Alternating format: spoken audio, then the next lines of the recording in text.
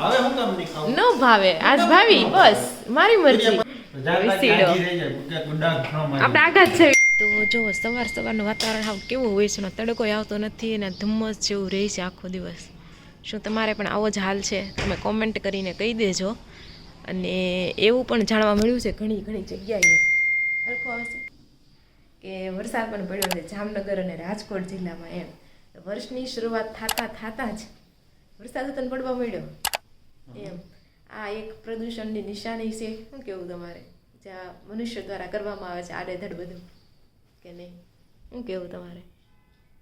હે ને? કારણ કે કાલ તો ચડો તડકો જ ન નીકળ્યો. કેવું વાતાવરણ! હું તો વાડ જોઈને બેઠી. એક તો ઠંડી બહુ લાગતી હતી, તડકો આવે તો મસ્ત બેઠી એમ. તડકો જ ન આવ્યો કાલ. આજ આવશે. આજ કાલ કરતાં થોડુંક ચોખ્ખું લાગે છે, પણ તો આપણે જોઈએ હવે ક્યારે આવે છે એમ. અને સવારમાં આપણે જોતા હતા ને તો એવું હતું ને આવતું હતું કે બદ્રીનાથ અને કેદારનાથમાં ડિસેમ્બર આવે ને તો આમ ચાદર પથરાઈ ગઈ હોય બરફની. એ જગ્યાએ બરફ જ નથી અત્યારે. તો હવે આ એવું છે, બધા લોકો ધ્યાન રાખીએ આપણે તો કંઈક આમાં સુધારો આવી શકે. બાકી તો હવે બહુ મુશ્કેલ છે. આ વર્ષ આવું છે તો આવતું વર્ષ એમથી પણ ખરાબ હોઈ શકે. તો આજના નવા વ્લોગમાં તમારા સૌનું સ્વાગત છે. ગુડ મોર્નિંગ, જય શ્રી કૃષ્ણ. તો ચાલો હવે શિરામણ બિરામણ. નિંદર આવે છે? મને માથું દુખે છે સવારમાં. તો ચાલો આપણે જઈએ શિરામણ બિરામણ કરીએ અને પછી મળીશું. તો આ બાજુ તો શિરામણ પણ થઈ ગયું છે. ચા ભાખરી થાકી ગયા હવારમાં જ ખાઈ ખાઈને થાકી ગયા. અને આ બાજુ કેટલું ખાધું છે. અને આ બાજુ છે આપણે તુરિયા પાત્રાનું શાક ટિફિનમાં. કાલે મમ્મીએ તુરિયા પાત્રા બનાવ્યા હતા ઘરે, અને મમ્મી કાઢે છે માખણ, દહીં ને છાશ ને ઘી ને બધું. ગુડ મોર્નિંગ, જય શ્રી કૃષ્ણ. ગુડ મોર્નિંગ, જય શ્રી કૃષ્ણ. તો ચાલો બધા સવારનું શિરામણ કરવા. અમે તો કરી લીધું છે. માખણ ખાવા. હા, માખણ ખાવા હાલો. તો જો વાગી ગયા છે 10:15 અને ધાબે ઉપર આપણે છે ને તડકો લેવા આવ્યા. એટલો બધો તડકો તો છે નહીં, પણ ઓકે છે. પણ ખબર નહીં શું પ્રોબ્લેમ આવી જાય. ડોકથી લઈને આ બધું આમ માથું ને એવું દુખે છે. બાકી કાંઈ વાંધો નથી, પણ ડોક અને એનાથી અડધું માથું દુખે છે. શું હોય કંઈ ખબર નહીં, પણ મેં તડકો લઉં તો સારું થઈ જાય. પણ તડકો તો કંઈ આવતો નથી. અને આ બાજુ કંઈક ગુવાર વાવેલો છે. તમને કંઈ દેખાય તો ગુવાર જો, આઈ થિંક આ ગુવાર જ છે. અને ઝીણું ઉગ્યું છે. હવે ગલગોટો વાવ્યો છે, પણ ગલગોટાનું તો કાંઈ લાગતું નથી. હવે હોય એ ખરું. તો જો તડકો તો કાંઈ છે નહીં, આવું વાતાવરણ છે. ફોગી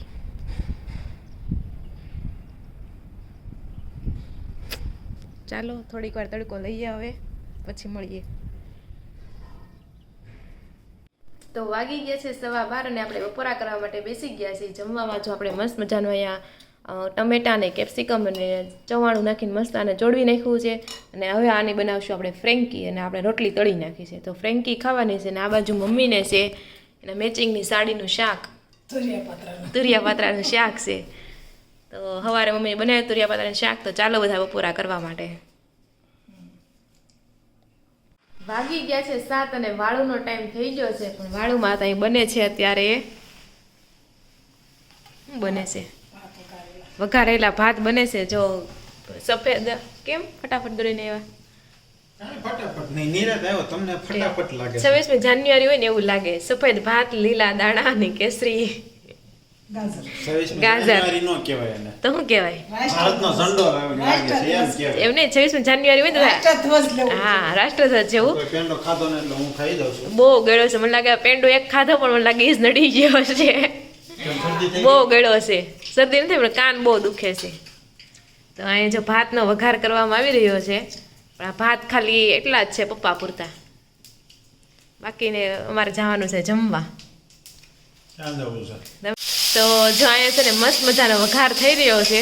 કોને વઘારેલા ભાત બહુ ભાવે કોમેન્ટ કરીને કહી દેજો. અમારા પપ્પાના બહુ ફેવરિટ છે. કા એમ કહેતી હતા ટિફિન કેમ ઘરે ભૂલી જાય છે?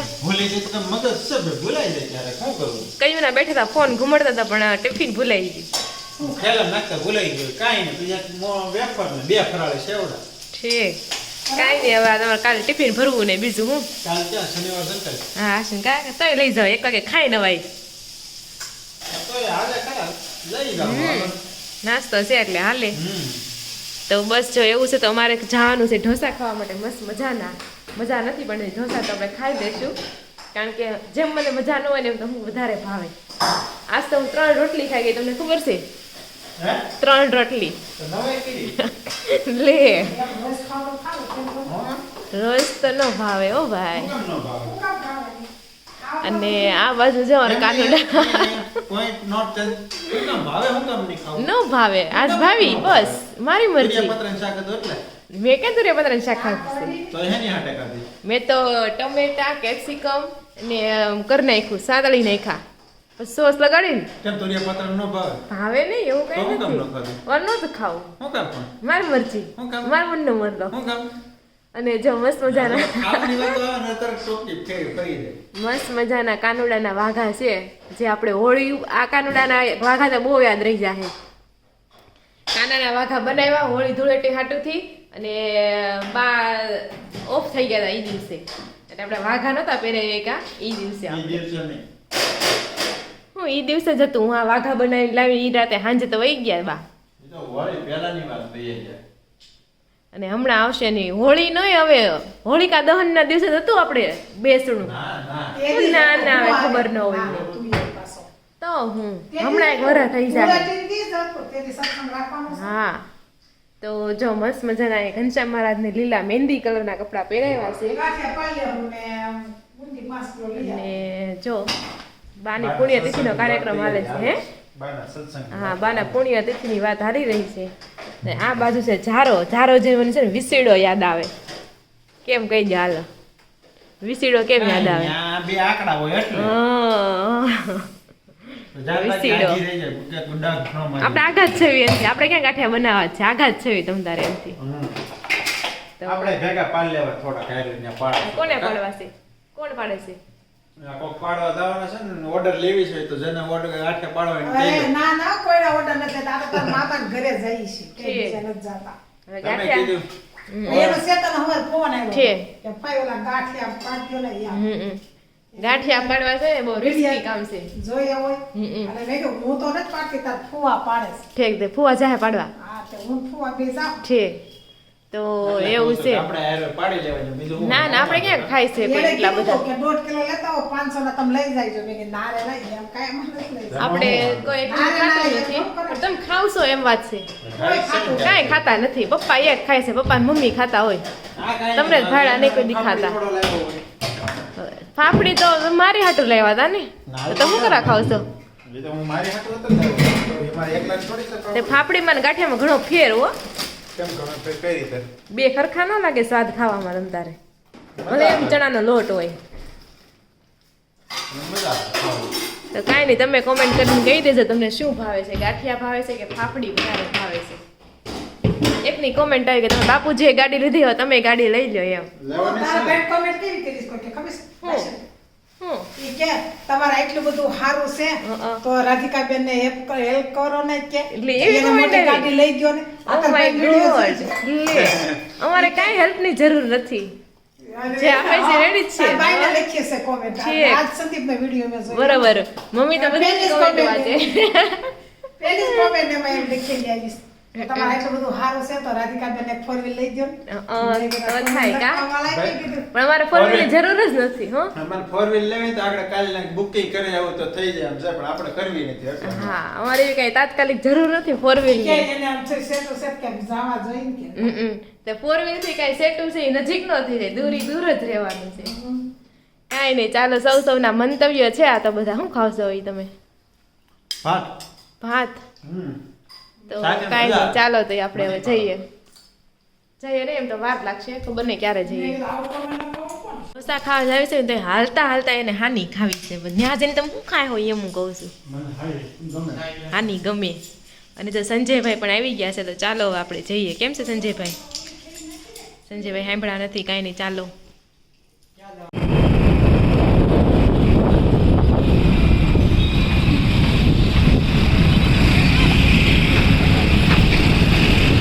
તો મારા અને રોનકના તો છે મૈસૂર ઢોસા અને મમ્મી અને સંજયભાઈના મસાલા ઢોસા. તો ચાલો મસ્ત મજાના ઢોસા ખાવા. હેલો ફ્રેન્ડ, તો જો મસ્ત મજાના આપણે છે ને ઢોસા ખાઈને આવી ગયા છીએ અને હવે મને છે ને આ ડોકમાં રક્ત થઈ ગયું એવું લાગે છે.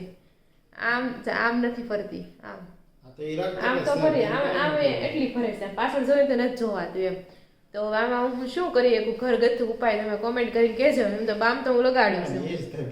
હે બીજું કઈ ન થાય. શું ઈ થાય? ત્રણ દી આમ ઠીક. એના લીધે છે ને કાને દુખે છે અને આખું અહીંથી અડધું માથું દુખે છે, એવું થાય છે. તો કાંઈ નહીં, એકની કોમેન્ટ આવી હતી કે અમરેશ્વર મહાદેવ મંદિર ક્યાં આવેલું છે ને શું મહત્વ છે, તો ક્યાં કહીના ચાહોગે આપ? મંદિર તો આપણે અબ્રામાં છે. ઈ તો હા, અબ્રામા ગામમાં ઈ તો મેન રોડ ઉપર જ સામું દેખાય. હા, મેન રોડ ઉપર જ છે. મોટું મંદિર છે તો. તમે સુરત થી અબ્રામા આવો ને ત્યારે દેખાય, રસ્તામાં જ રસ્તામાં જ આવે. હા. અને ઈ મંદિરની વિશેષતામાં તો એવું છે કે મંદિરમાં આમ તમે આડા દિવસે જાઓ ને ત્યાં તમને કોઈ દિવસ ટ્રાફિક નહીં જોવા મળે. તમને હાથે ભગવાનને જળ ચડાવવા દેશે, મંદિરની અંદર ગર્ભગૃહમાં જઈને જળ ચડાવવા દેશે. વિશેષતામાં એવું છે કે પુત્રદા એકાદશી આવે ને ત્યારે હા, ત્યારે એ મંદિરનું ખૂબ જ મહત્વ છે. અને પુત્રદા એકાદશીના દિવસે સવારના વહેલા 4-5 વાગ્યાથી લાઈનનું શરૂ થઈ ગયું હોય કે સાંજ સુધી એમાં છે ને લાઈન લાગેલી હોય. અને ત્યાં છે ને જમવાની વ્યવસ્થા પણ કરેલી હોય છે બપોરે સાંજે. અને લાઈન એટલા માટે લાગેલી હોય છે કે પુત્રદા એકાદશી છે એટલે ઘણા લોકો પુત્રની આશા માટેથી આવતા હોય, અને જે લોકોને પુત્ર થઈ ગયા હોય તો એને દર્શન કરાવવા માટે આવતા માનતાવાળા હોય ને, માનતાવાળા વધારે આવે અહીંયા એમ. એટલે એ દિવસે છે ને પુત્રદા એકાદશીના દિવસે છોકરાઓને લઈને બહુ પગે લાગવા આવતા હોય છે, એટલે બહુ ટ્રાફિક હોય છે.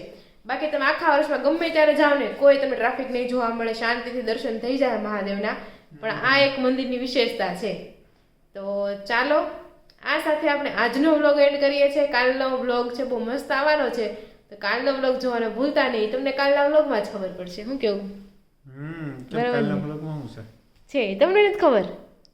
કાલના વ્લોગમાં શું છે સ્પેશિયલ, તો કાલના વ્લોગમાં તમને ખબર પડશે. તો ચાલો આજનો વ્લોગ આપણે અહીંયા એન્ડ કરીએ છીએ. વિડીયો ગમ્યો હોય તો જરૂરથી લાઈક, શેર, સબસ્ક્રાઈબ કરવાનું ભૂલતા નહીં. ફરી મળીશું કાલ નવા વ્લોગ સાથે. જય શ્રી કૃષ્ણ, રાધે રાધે, બાય બાય.